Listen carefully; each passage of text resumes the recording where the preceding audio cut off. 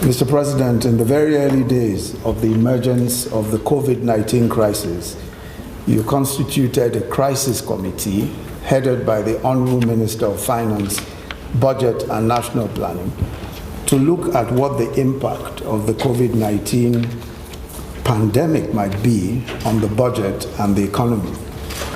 Subsequently, on the 30th of March 2020, in response to what was then becoming a threat of the most severe economic downturn in our nation's history, largely caused by the COVID-19 pandemic, Your Excellency directed me to chair the Economic Sustainability Committee with the following members. One, the Honorable Minister of Finance, Budget and National Planning, the Honorable Minister of State, Budget and National Planning, the Honorable Minister of Industry, Trade and Investment, the Honorable Minister of Labor and Employment, the Honorable Minister of State Petroleum Resources, the Governor of the Central Bank, the Group Managing Director of the NNPC, and the Permanent Secretary to the Cabinet Office as Secretary. In view of the envisaged scope of the engagement, we later co-opted the following ministers with your permission: the Honorable Minister of Agriculture and Rural Development, the Honorable Minister of Humanitarian Affairs, Disaster Management and Social Development, the Honorable Minister of Works and Housing, the Honorable Minister of Aviation, the Honorable Minister of Communications and Digital Economy, and the Honorable Minister of Education. Also the Honorable Minister of Health, the Honorable Minister of the Interior, and the Honorable Minister of Science and Technology, and the Honorable Minister of Transportation. Our terms of reference were as follows. One, to develop a clear, economic sustainability plan in response to the challenges posed by the COVID-19 pandemic. Two, to propose monetary policy measures in support of the plan. Three, to provide a fiscal monetary stimulus package, including support to private businesses, with emphasis on strategic sectors most affected by the pandemic and vulnerable segments of the population. Four, to identify fiscal measures for enhancing distributable oil and gas revenue, increasing non-oil revenues, and reducing non-essential spending towards securing sufficient resources to fund the plan. Five, to articulate specific measures to support the states and the FCT. Six, to propose a clear-cut strategy to keep existing jobs and create opportunities for new ones. And seven, to identify measures that may require legislative support to deliver the plan. We consulted and received memoranda from one, members of the Presidential Economic Advisory Council, two, the 36 state governors, and three, the leadership of the National Assembly. We also took into account existing government policies and strategies, including the following: the Economic Recovery and Growth Plan, the report of the Economic Crisis Committee, headed by the Honorable Minister of Finance, Budget and National Planning, the Finance Act 2019, the Central Bank of Nigeria's proposals, and the National Economic Council report on the COVID-19 crisis. Mr. President, the Economic Sustainability Committee was motivated by your directive to come up with a plan that would provide succor to Nigerians, taking into account the dangers posed to the economy by the global economic slowdown, which also resulted in a drastic fall in crude oil production and prices, with serious implications for government revenues and foreign exchange earnings. In addition, the inevitable mandatory lockdowns and social distancing measures put in place to curb the spread of COVID-19 also had severe negative impact on farms and factories, as well as on trade, transport, and tourism all over the world. Several projections, including those done by the National Bureau of Statistics on behalf of the Economic Sustainability Committee, showed one, a severe downturn in our oil earnings, as a result of which, even with oil price at $30 a barrel, we will still have a shortfall of about $185 billion every month in the amount available for allocation to the three tiers of government. Two, that unemployment may rise to about 33.6%, or about 39.4 million people at the end of 2020, if we fail to take prompt preemptive measures. Three, that millions more may fall into extreme poverty before the pandemic ends.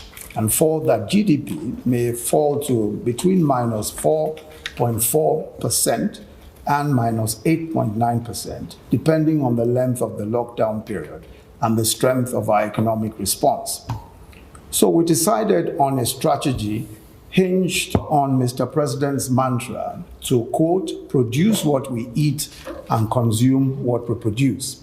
In other words, to create millions of new jobs. We need to focus on encouraging local production, local services, local innovation, and emphasize the use of local materials. Nigeria and Nigerians can produce our food, build our houses, construct our roads using local materials in almost all cases. If we must import, it must be to support local production. We have therefore recommended that we must carry out mass programs that create jobs and utilize local materials. Such will include a mass agricultural program, which is expected to bring between 20,000 and 100,000 hectares of new farmland under cultivation in every state of the Federation and create millions of direct and indirect job opportunities. Two, extensive public works and road construction programs focusing on both major and rural roads and using locally available materials like limestone, cement, and granite, and of course, stone.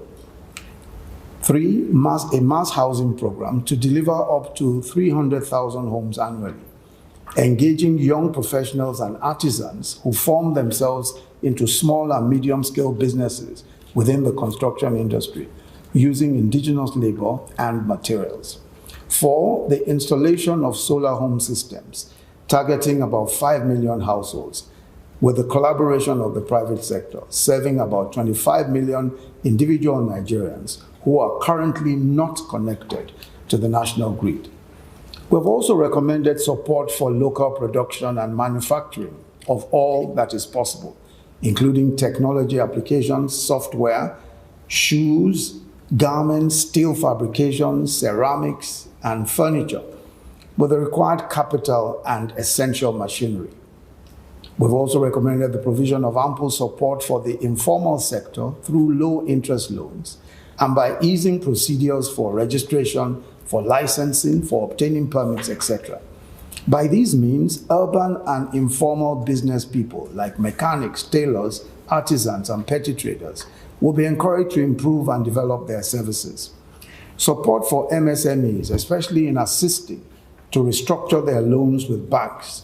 Amongst others, this will assist businesses in the pharmaceutical, aviation, hotels and hospitality industry, private schools, road transportation, technology companies, and the creative industry, among others.